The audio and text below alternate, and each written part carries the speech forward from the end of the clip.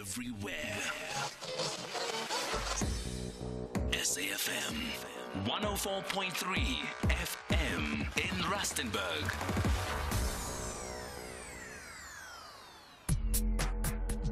If you're active on social media and love SAfm, we hope you'll take a moment to like or follow our SAfm page on Facebook and Twitter.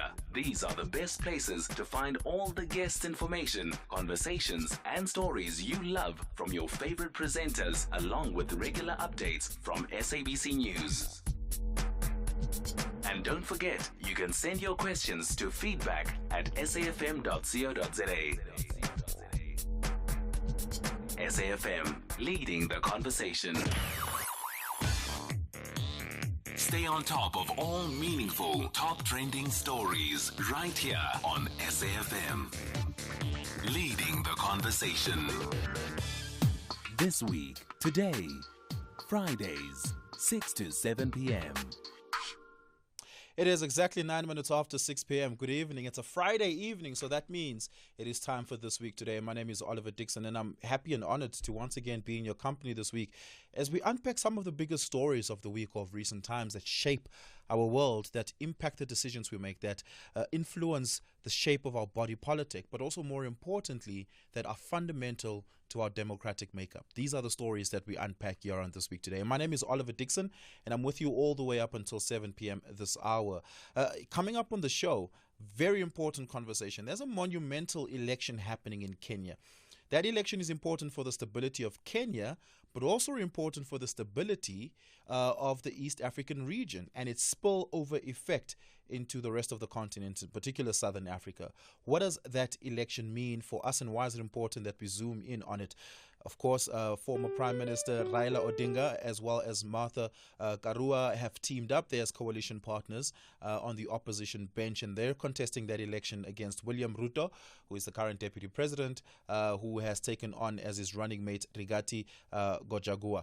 That election is important, and we're going to talk about that. Coming up later on the show, after that conversation, the mining indaba had come and gone. We had many conversations about the mining indaba, but there's one particular conversation we did not really have about the mining indaba, and that is, what were the range of conversations that took place, in particular about the impact of illegal mining on the communities within which it takes place, but more importantly, what industry is doing about either fixing the push and pull factors that lead to that precipitate illegal mining, or drawing back some of the actions that they've taken against illegal mining that clearly have not been effective, and using alternative means to be able to tackle the problem of illegal mining. Illegal mining is not monolithic. We've always thought of it as this only but criminals who hijack mines. Some illegal mining happens on mines that have long been abandoned by some of the big mining companies who feel that they can no longer extract any value out of there, and illegal miners,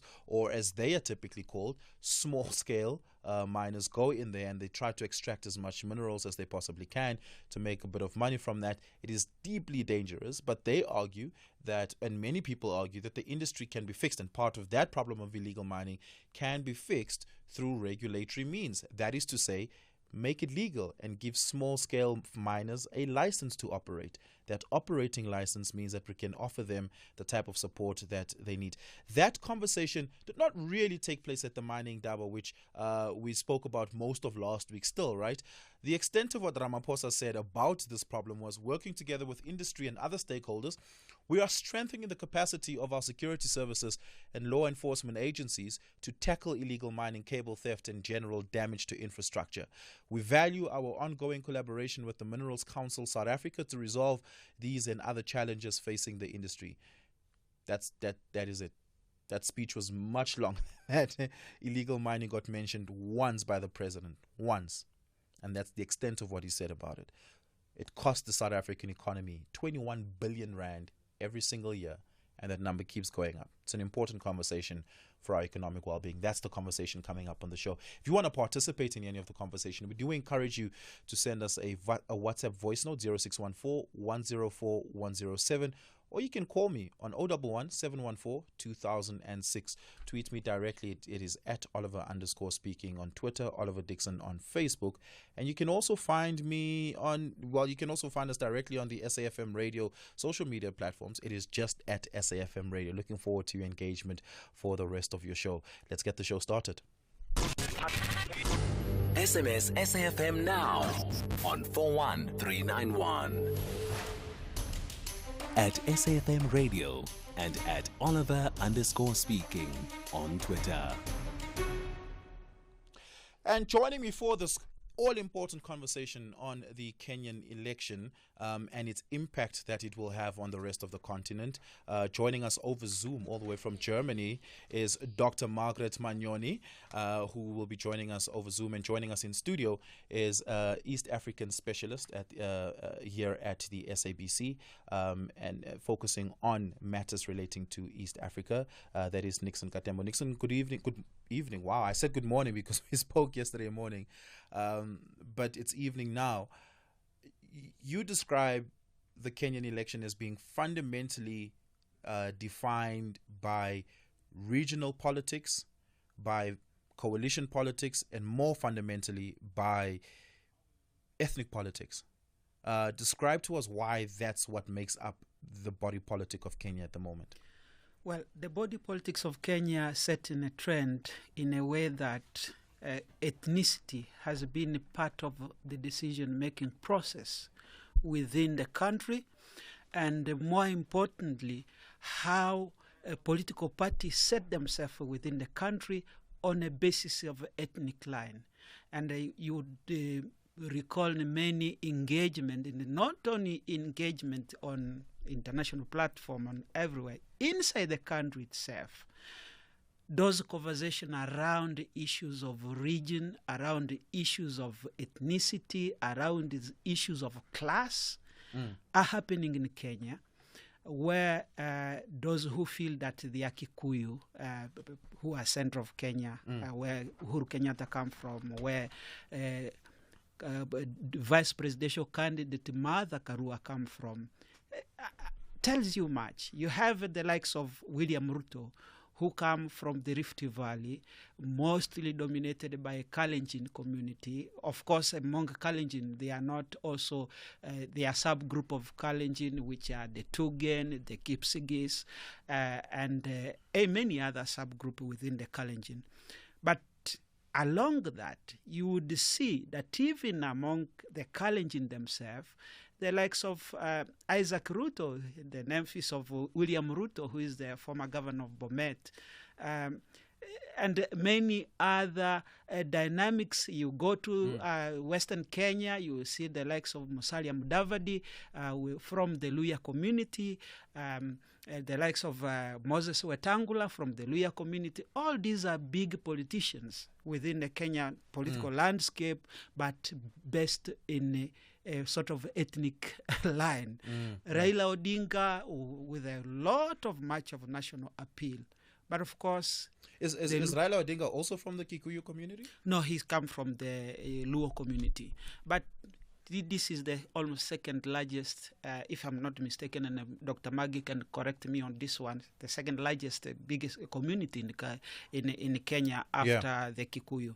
And the Kikuyu are not also one group of community. In fact, they call it Gema, the Agikuyu, the Meru, and the Embu community. So both are within the Mountain Kenya region. This is central Kenya. So if you look at politics happening in the way that it is happening in Kenya at the moment, and what I left out is a Akamba community in southeastern and the southeastern and the eastern regions. You find the likes of former Vice President Kalonzo Musyoka. You have the former influential Professor Kivuta Kibwana. You have Madam Charity Ngilu, who is a former minister in Kibaki's government, and well as under the government of national unity, which was formed by Raila Odinga.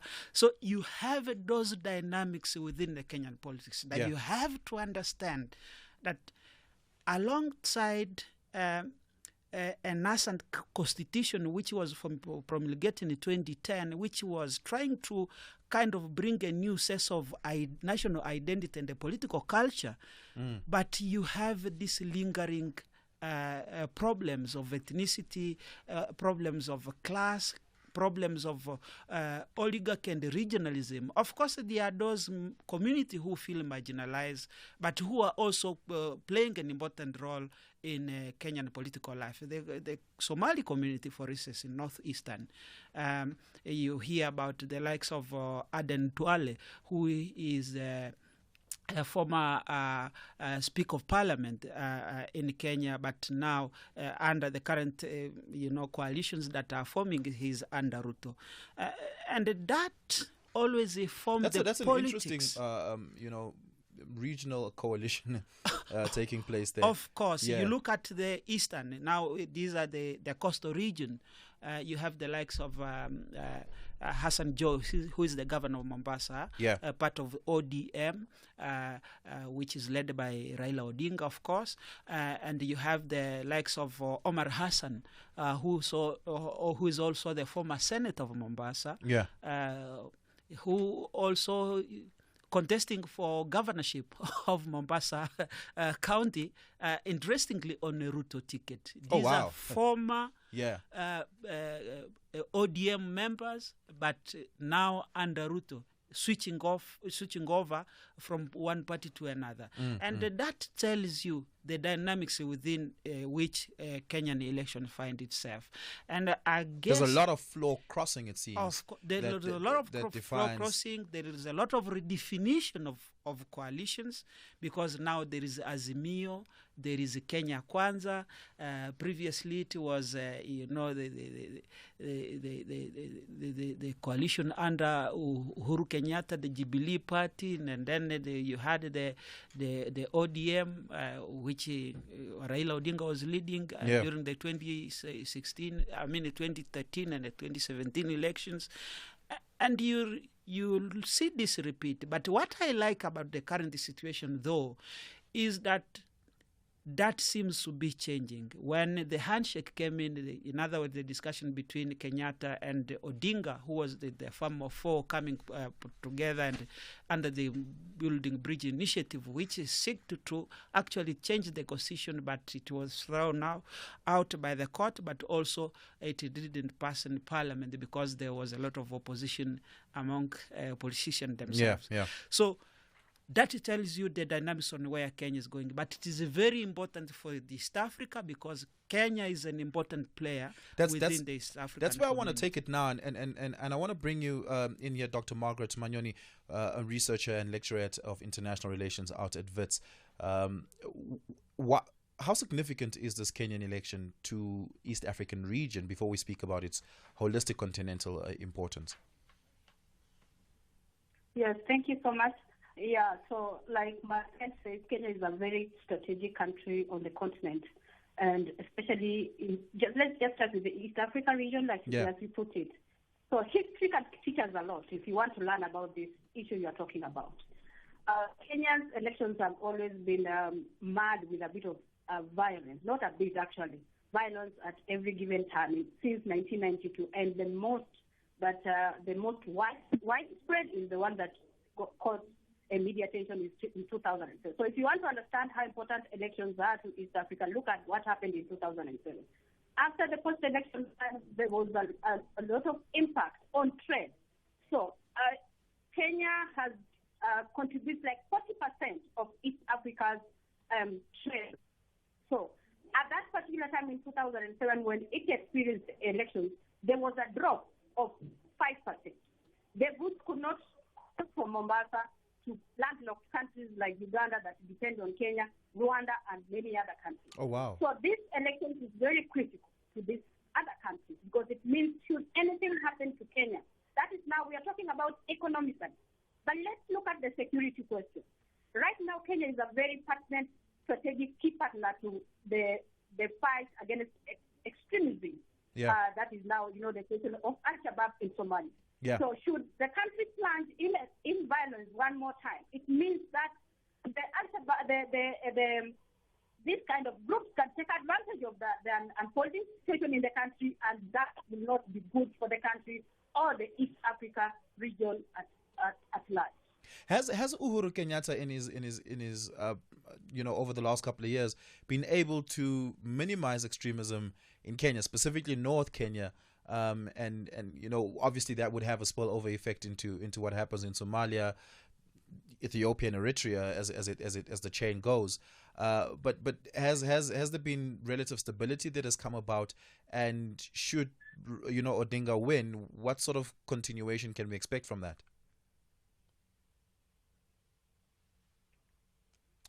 Dr. Manyoni? Yeah, go ahead. Yes, I can hear you. There has been some strides on the part of the government, and you can see how ad hoc, I would call them ad hoc, because for a long time, Kenya did not really have a proper framework in place to fight violent extremism. And so you find that by the time they're being hit by the terrorists in 1998, there was no framework even to persecute those who were involved. And so there is a bit of the journey that starts with the framework in 2003 when the anti-terrorism bill is adopted. And so we see more of this between 2010 and 2015 when Kenya actually experiences more than 1,000 terror attacks. But we see, given the government's efforts, including not just limit policy alone, but including sending the Kenya Defense Forces to Somalia, we see now there is that the attacks have gone down since 2015. At least the situation has calmed down, because the government did not just put the policies in place, but went on to send their forces to Somalia to fight head on with Al-Shabaab. And they have gotten support from the U.S., the African Union, and many other countries. African, of course, it changed from the KDF, that is the Kenya Defense Forces, and it became an AFRICOM affair. Yeah. So yes, the government has tried to a certain extent, but this is not a problem. Violent extremism is an ideological issue. It is one of those things that you don't fight with a bullet. It needs a lot of sensitization, because at some point around 2015, in fact, the Kenyan government came to learn that while initially it was known that terrorist is a foreigner, it's a Somali, it's someone from Lebanon. But again, they have changed tactics, and now they were recruiting local Kenyans.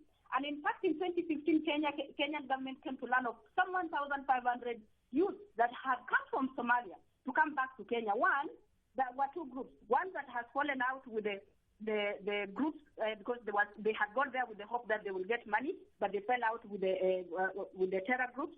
But there was another group that was sent back specifically to recruit other local Kenyans, and so it became a very big challenge. So now those the agents are still on the ground. So it is not one of those things that say the government has exhaustively dealt with it. So it's still an ongoing journey. Yeah.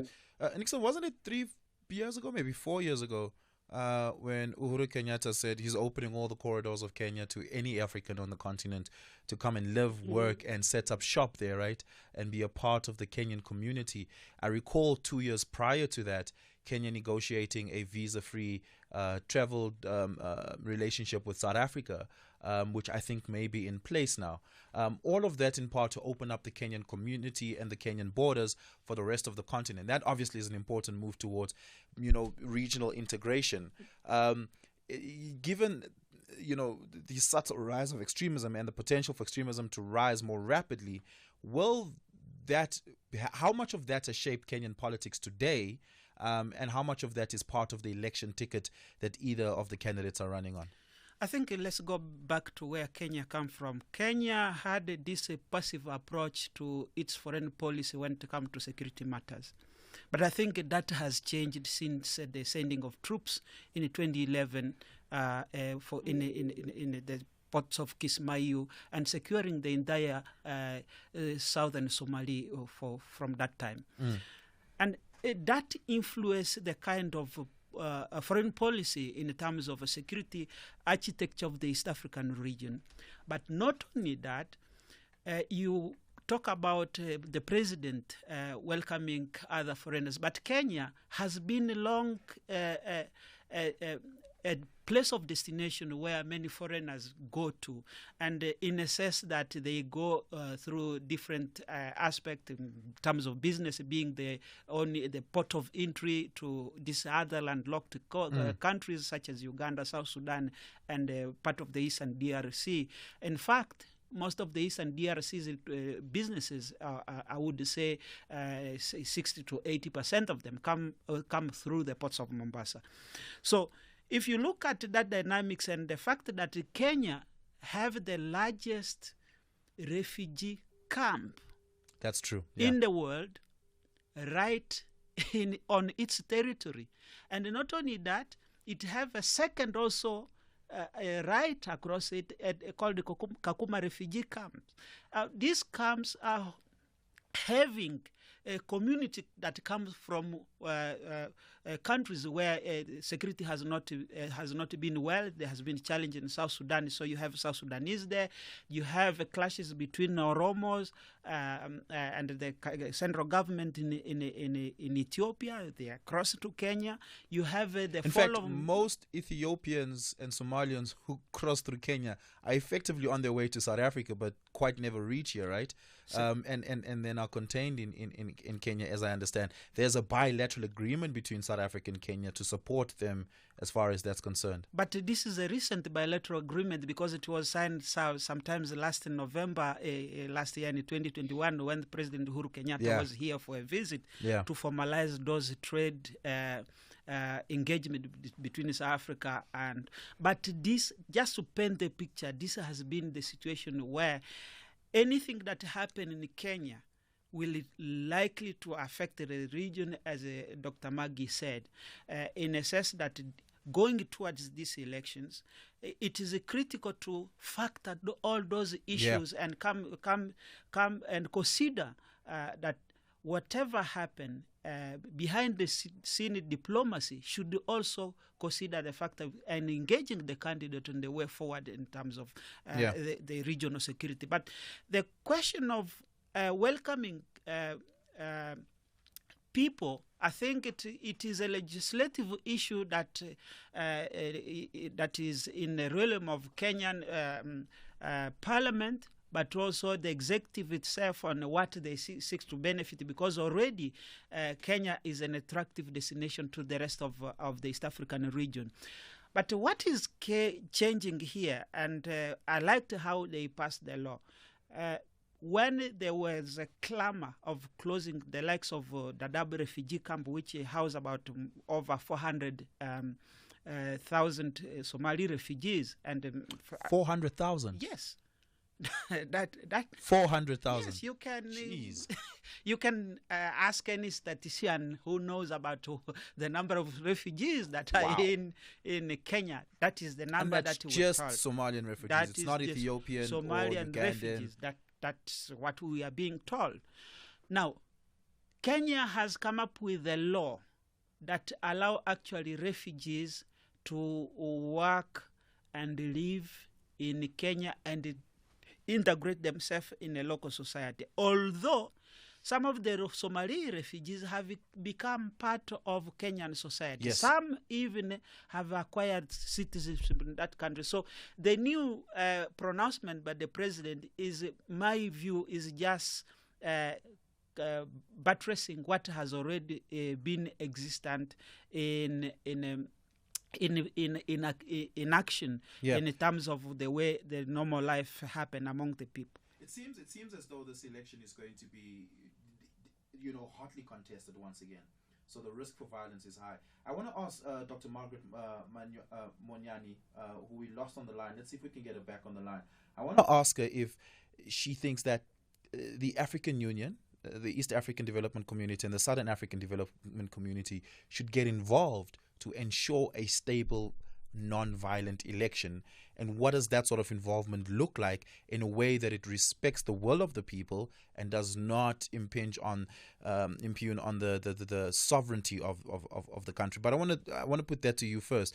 The AU is not really very successful at interventions, at least peacekeeping interventions, right? Nixon, but neither is SADC and neither has the East African Community been.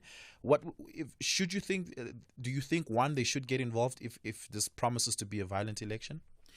I think at the moment we don't see signs really of electoral violence. Normally signs of electoral violence emerges during the campaign, and that will depend purely on how candidates themselves who are vying for these elections conducted their campaign.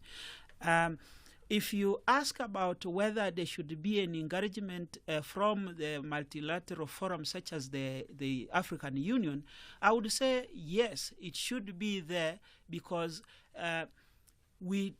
most in Africa, we seems to react to issues when they happen instead of having a preventive approach before it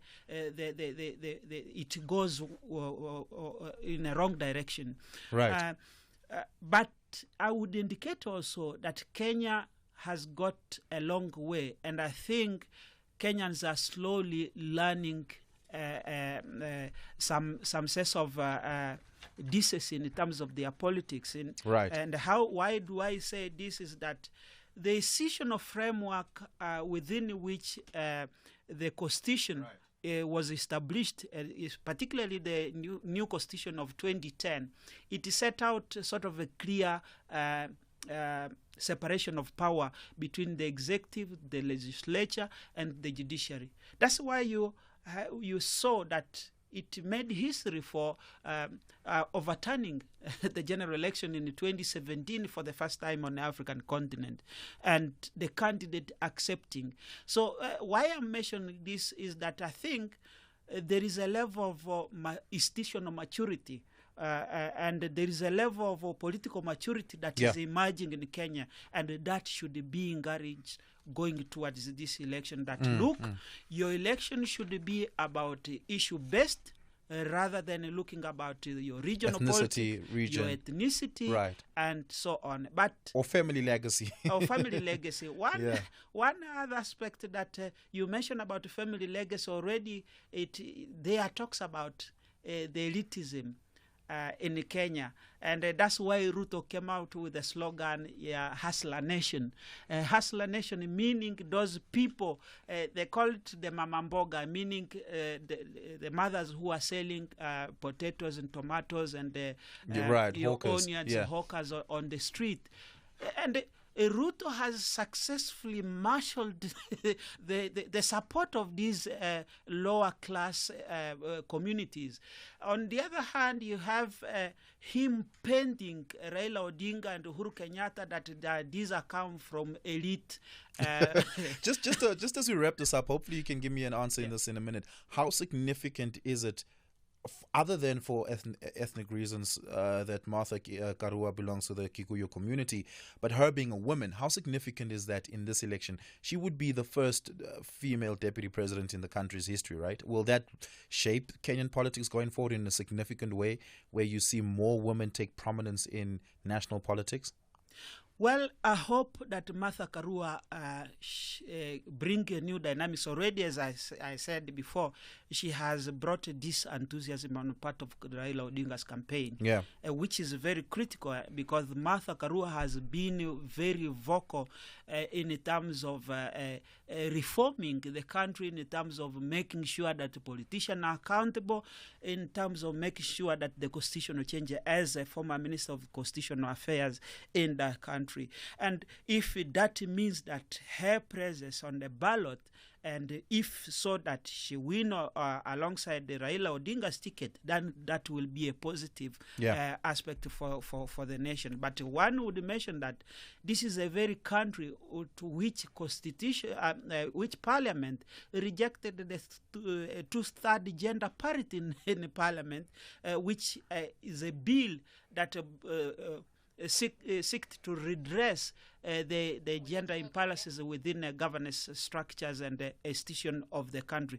And whether Martha Karua coming on board will then be taking ironic, because spearheading this particular process, then we wait and see. Just to the west of Kenya, Uganda has more women in parliament than any other country on the continent, and that's quite significant.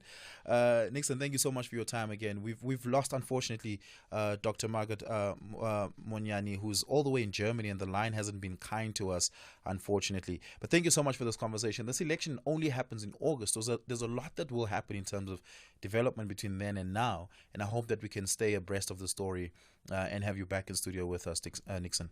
Thank you. Thank you for having me. It's been a pleasure. On the other side of this, we talk about illegal mining. What did the mining indaba resolve on this? Are there any significant policy and industrial changes that will take place, and how will the president address it? He mentioned it once in his speech. That was a very long speech. You know Ramaphosa gives long speeches. He mentioned it once. We're going to talk about that on the other side of this. SAfm, leading the conversation. I'm presuming, I think everyone's presuming, there will be load shedding this year. Do we know roughly how much load shedding we can expect and when it is more likely to be? Stephen, we definitely can say indeed that load shedding will still be with us, unfortunately, this year.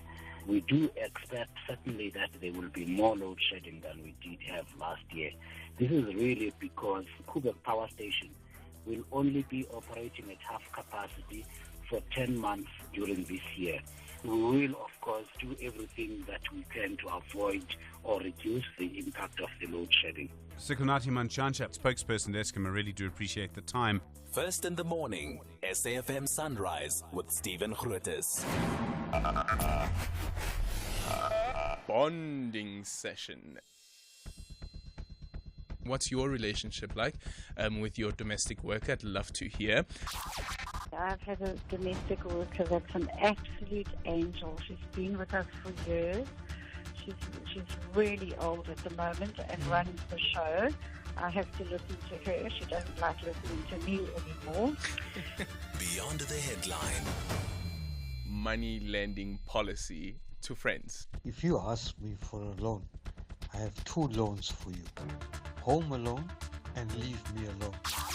Your experience with an ex and some of the craziest things that they've tried to do, especially to try and win your love back. If we break up, I don't know you. We never met. Beyond the headline with Aldrin Sampear on SAfm. Weekdays, 3 to 6 p.m. Every person, no matter who you are, what music you're inclined to listen to, and what you do with your weekends. You need a weekend playlist.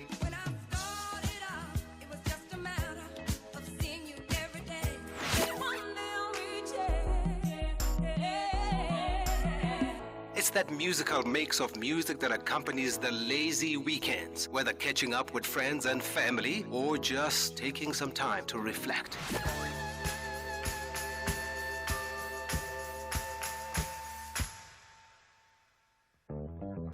Tune in to The Soundtrack of Your Life with me, Ernest Pillay, Saturdays and Sundays, 1 to 4 on SAfm. Across South Africa, online and on radio.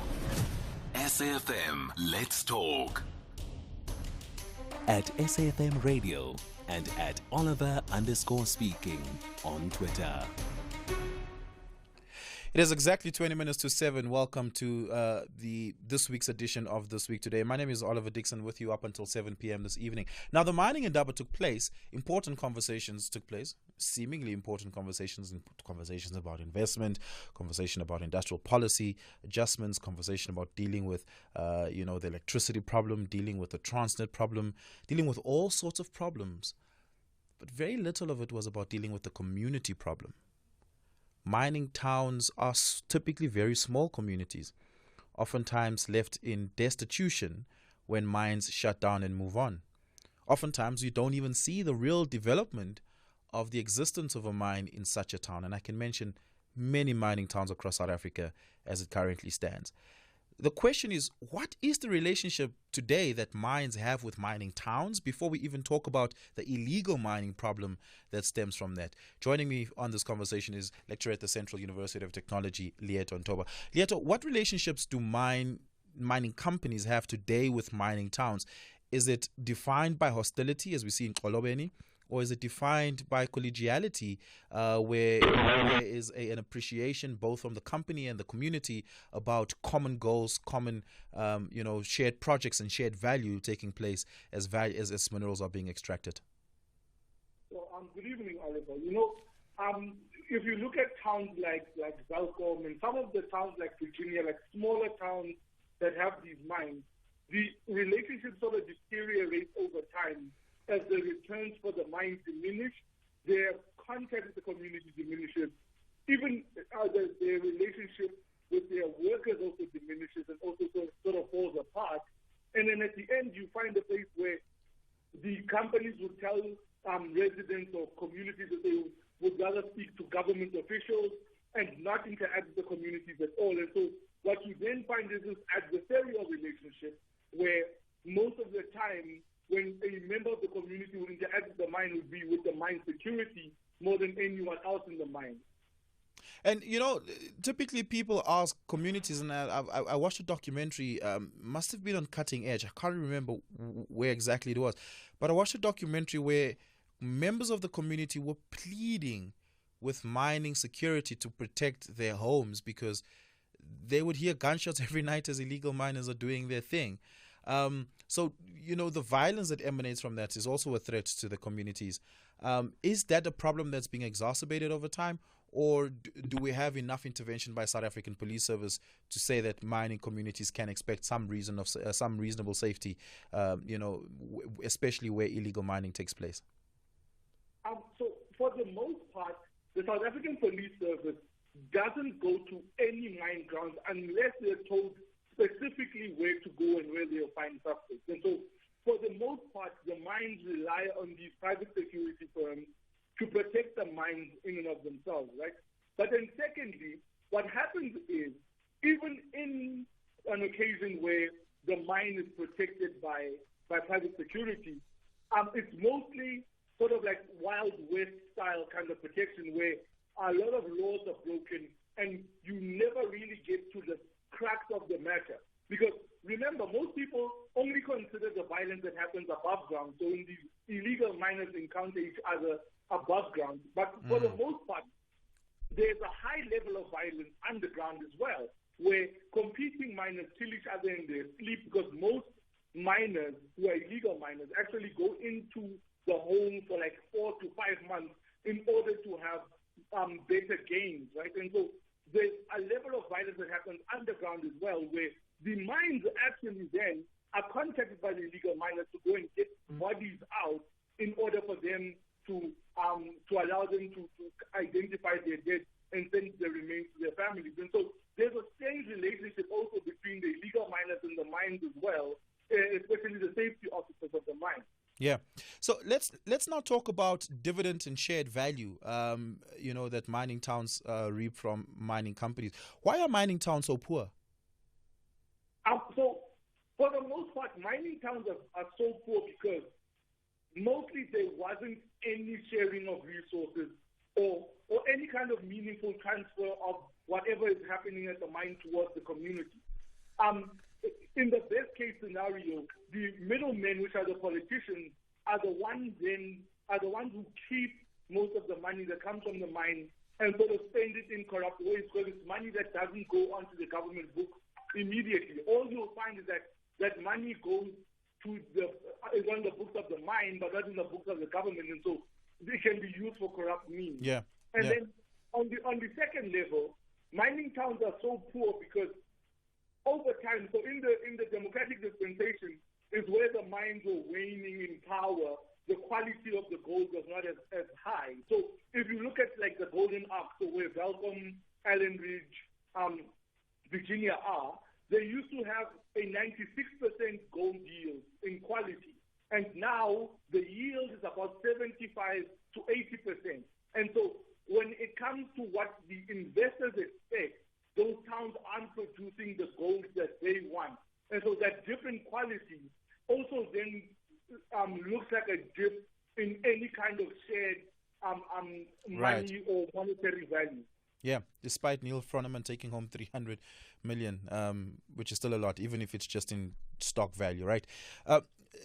give us a call. The number to dial is 011-714-2006. Send us a WhatsApp voice note on 061-4104-107. 061-4104-107. Tweet me at Oliver Dickson and at Oliver_speaking, and you can find me at Oliver Dickson on Facebook. Participate in this conversation with us. Now let's talk about illegal mining. I've always understood illegal mining to be a situation where mining company A mines at this particular mine. They realize that the yield is going to be far lower than the input cost, and therefore it's no longer viable for us to mine here. So they shut down operations and they move on to the next mine, or they just shut down those operations, right? And then small scale miners come in the form of illegal miners, and they try to extract whatever value is left in that mine. Just because the big company left doesn't mean there's no gold left, or whatever the case may be. And they try to extract that and sell it on the black market, or whatever the case may be. And that's how illegal mining operates. I now understand it to be a lot more violent than that, because it seems like even big mining companies are being hijacked, quite literally hijacked, in instances where illegal miners would steal the equipment and the clock-in cards of miners that work for the company, and they would go underground during those shifts, extract as much gold as they can, and come up and disappear in the middle of the night, right? That is an actual hijacking exercise, and not sort of will come after you guys are done with your entire mining operation type of effect. Are those the only broadly speaking, two types of pull factors into illegal mining? So those are the most prevalent, I think, in the sites where mines are still heavily active, right? So this taking of clock-in cards and stuff like that. But in small towns, these small towns that you mentioned, what happens is mines try to avoid having to rehabilitate the mines that they have already established, right? So in Balcom, there's a network of tunnels kilometers long, right? That could span the whole town at times. And so it's hard then to try and rehabilitate that as a mine. And so what the mine would do is that it would scale down to almost a skeleton crew, that whoever is working at the mine is just under the control of the mine manager and a few other executive positions, and they basically pay their own way by extracting gold that will pay their salaries at the end of the day, and not necessarily cost the shareholders anything. It costs less to run a skeleton crew that mines paltry amounts of gold than to actually shut down the mine and have to rehabilitate the land. And so what happens then is, because these mines are still open, there is an escape side to every mine. So when you see the sharp side, the escape side, so in the colloquial language, it's called Madala side. Usually it's also dug out in the 70s and something like that. It's very unstable. But in case of a cave-in, you can go to the Madala side and be saved by the safety officers. And so that's where they go in, and some of them use the ventilation systems actually to go in as well. And so the problem with doing that is that you can't do it during the day. You have to operate by night. That's the first thing. But also you have to operate at long spans so that the security doesn't see you coming in and out. And so the only people who come in and out are the people who have built an economy around the illegal mining, like opening tuck shops in the mines and underground with the illegal miners. Yeah, and more importantly, then the question is the violence that break out, especially in instances where there's violent illegal mining taking place, and SA Police Service tells you, we're not getting involved because even we are getting shot by these guys who often apparently carry AK-47s and other automatic rifles, right? It's as though they're going to war, quite literally. In those instances, the mine suffers. The actual operating mines with licenses suffer great losses because they have to shut down operations for a day or two. They have to spend more money on security and all of these sort of things. So it's a real problem that they must take into consideration when meeting at a mining indaba. But in a speech of more than 10 minutes, Ramaphosa's entire line on illegal mining is to say, yeah, we are solving the problem, we're addressing the problem. Doesn't describe the problem, doesn't describe how they're addressing the problem, doesn't talk about who the stakeholders are other than the Minerals Council who are involved in making this problem go away. What will it take, really, truly speaking, to be able to deal with one, illegal mining, but also the ancillary crime that happens around it? Cable theft, damage to infrastructure, the theft of tools and resources forms part of that illegal mining value chain, right? What will it realistically take to get that shut down? So, what it would realistically take to challenge illegal mining? Because I don't think it will ever get to a place where it's totally shut down, right? Because the illegal mining in and of itself began with miners, right? So miners who are working on the above ground shifts, the ones who process the ore into gold, were actually the beginning of the illegal activities. They will take some of the gold dust and then start to process it in the township. And so now everyone has the capabilities to process. And so I think what needs to happen is, I think there's an example of this happening somewhere in the Eastern Cape, if not KZN, where a gold mine has done this, has decided, one, to take the illegal miners and to register them into cooperatives, give them safety equipment, but also cover them for injury and death, and then benefit from the illegal miners. Because illegal miners are terribly hardworking. Like, people don't understand, like, most illegal miners go in for like 5 or 6 months and come out millionaires, right? And so if you could do that in a formal sense, the mine would actually benefit more than it having you as an adversary.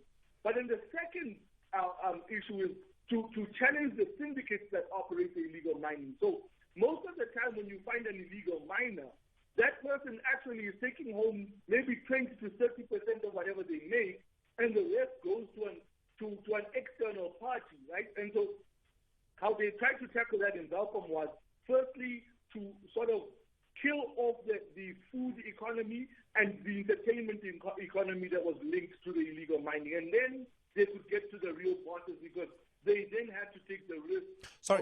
Sorry, wait, what do you mean entertainment economy tied to illegal mining? Okay, so let me make an example. If you got a device that has a screen and has memory, and you could put movies, so a cell phone, series, and music, not even a cell phone, even if it's like an old MP3 player, MP4 player, right?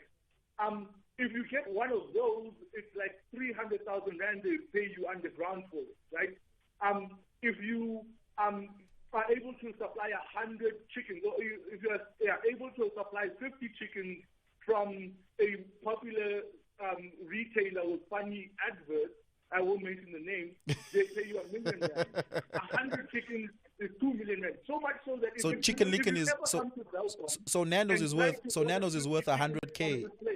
So Nando's is worth 100,000 rand underground. 1 million rand. 50 chickens is 1 million.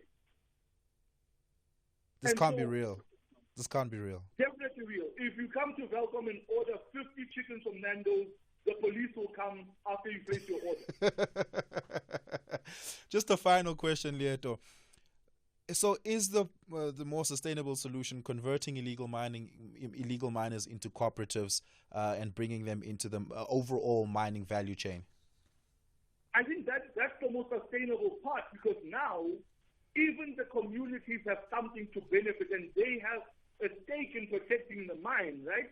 And so when you do that with these miners and make them artisanal, and you give them this cooperative power, what you're doing is, one, you're ensuring safety, because illegal mining fatalities are almost in the hundreds at times, right? So much so that the strange disturbs regular mining activity. And so even that is bad, because the mine has to shut down because of the hazardous fumes that come from the dead body. Yeah. And so at times what you have to do is to make the community part of the mine. That was what was being thought of when we tried to build relationships between these small town communities and the mines around them, in order for them to work together in establishing a way in which the resources could be shared and everyone could feel like part of the mine. And so now, so wait, why aren't and then between the people in the mine? Just lastly, in if you can, in under 60 seconds, why aren't mines doing this? Why aren't mining companies turning illegal minings at large, by the way? We're not talking about here about isolated incidents. At large, why aren't they being turned into cooperatives? Because most mines and their shareholders are used to super profits. Right. And when you have these artisanal miners, they actually want the lion's share of what they take out. So they want a percentage of money, and at times they also negotiate for shares. And so that's not what shareholders want, especially the European type. Right, but the law can impose that, right? The law can impose if we create the law for it, we can impose that. No, the laws are already there for artisanal mining and in cooperatives. Like that's how the first sort of like explorers came and mined in South Africa, or the artisanal licenses. So the law is already there. The last time it was implemented was in the 1970s. Right, absolutely. Thank you so much for your time, Lieto. Really, really do appreciate it. Lieto Ntoba, who's a lecturer out at the Central University of Technology out in the Free State. Let's take a quick, very short break. On the other side of this, we listen to some of your voice notes. The SABC News Portal is your one-stop digital platform for all the news you need. Stay connected with the latest and breaking stories. Listen to all SABC radio stations live, including podcasts, and also watch the SABC News channel with clips and live streams of all the big news events. Simply download the SABC News app on your smartphone from the Play or App Store. SABC News, independent and impartial. Here, there, and everywhere. SAfm 106.6 FM in Bloemfontein. Oliver Dickson on SAfm. Thank you so much for watching us live on YouTube. Of course, you know that this show streams live on YouTube. Thank you so much for listening on 104 to 107 nationwide. And quite a number of WhatsApp voice notes came in. But as usually is the case, we don't always have the time to play them. But we will try to play one or two before we log off the show. Again, you can follow me at Oliver_speaking on Twitter. You can find me at it is Oliver Dickson on Facebook. Let's engage on those platforms. I really appreciate the engagement that we receive throughout the week. If you've missed any of the conversations we've had, you can listen to it on the SAfm podcast platform. It is safm.co.za, and you can listen to really any podcast on any of the shows on the platform, but mine as well are available over there. And what you can do is watch the show on YouTube, because right after the live stream it remains on the platform. You can share it with colleagues, friends, or whoever the case may be that you'd like to share these conversations with. We're also welcoming your feedback. We want to know from you, what do you like about the show? What do you appreciate about the show? And so that we can know what to work on. We appreciate it when you give us that sort of engagement. Let's have a listen at some of your voice notes.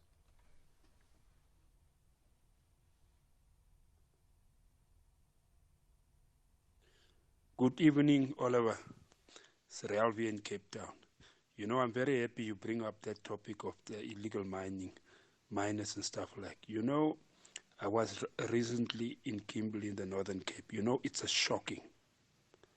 And I got family in Kleins here also there in the Northern Cape. It's a shocking. You know, you can go and check what's going on, especially in Kimberley. Go and see how the Zamazamas are operating in front of government, in front of police. They took over. I can tell you now, even the people of Kimberley doesn't have work because foreigners are coming there, they took over. Whereas these politicians, one guy told me, no, we are digging the diamonds here and we sell it to the top politicians. And they gave us that just a small money, then they go and sell it further. It's a mess. Good evening to you, Oliver. Good evening to all the listeners. If you are a son of the soil, the land belongs to you. How do you feel if foreign companies come to your land, your soil, and benefit from the mineral wealth, and you go under that ground and extract that wealth for them, but you do not have a share in that mine? Is that the right way to go? The government has its own interest in the mines. They're benefiting from these mines. They wish not to share the mines with the citizens of the country for one simple reason. It's the greed of wealth. Thank you. Have a great evening, Chapter 2. And have a great evening yourself. My name is Oliver Dickson. I'm back with you next week for a special episode. I won't tell you what it is just now, but you will find out next week when you tune in. My name is Oliver Dickson. Cheers. Independent and impartial. This is SAfm News. In your top stories at this hour, Eskom extends Stage 2 load shedding and outstanding reports in Parliament fire. Good evening, I'm Zoleka Kodashe. Eskom says Stage 2 rolling blackouts will now be extended from 8 a.m. tomorrow morning until 10 p.m. in the evening. The same stage of load shedding will be applied on Sunday. Eskom had earlier said load shedding would start at 5 in the evening over the weekend. However, further power station outages have forced the utility to increase